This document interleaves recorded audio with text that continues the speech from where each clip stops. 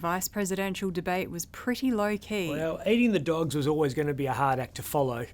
J.D. Vance and Tim Walz proved that American politics can almost be normal. That's really bullshit. The VP and prospective VP went toe-to-toe on the usual topics: the economy, climate change, military spending, blah, blah, blah. But as usual, it was one policy area that got everyone fired up. We're going to turn now to immigration. You've got to re-implement Donald Trump's border policies, build the wall, re-implement deportations. Kamala Harris let in fentanyl into our communities. 1,500 new border agents, detection for drugs, DOJ money to speed up the adjudications on this, just what America wants.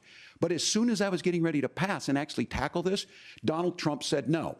Told them to vote against it because it gives him a campaign issue. What would Donald Trump talk about if we actually did some of these things? I know what Donald would talk about. Grab him by the pussy. And they debated the dining habits of immigrants. The issue of whether or not Haitians were, in fact, Eating the dogs. actually not just the dogs, They're eating the pets. was debated, and once again animals in the Ohio town of Springfield took centre stage.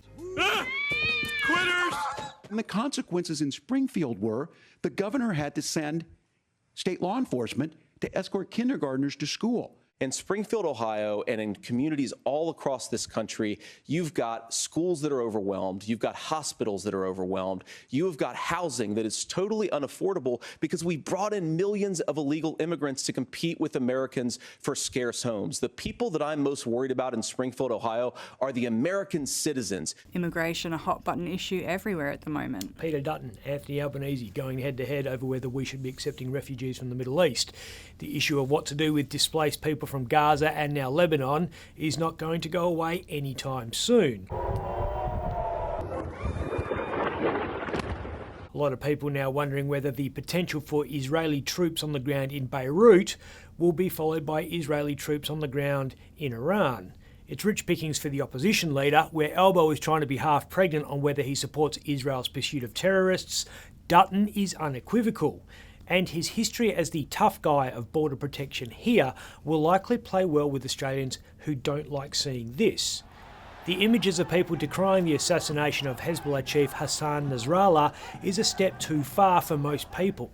Questioning Israel's tactics is one thing. Crying over the death of one of the world's most psychotic terrorists, a man who would happily send women back to the Stone Age and condemn anyone remotely fabulous to death, is another.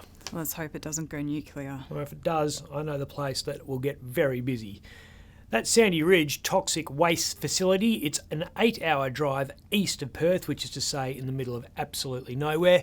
It's primed to be Australia's premier nuclear waste dump. It's pronounced nuclear. I was out there last week to have a look around. You get all the best gigs in journalism. Come out of a drug rehab centre and straight to a nuclear waste facility. Kerry Stokes must hate my guts.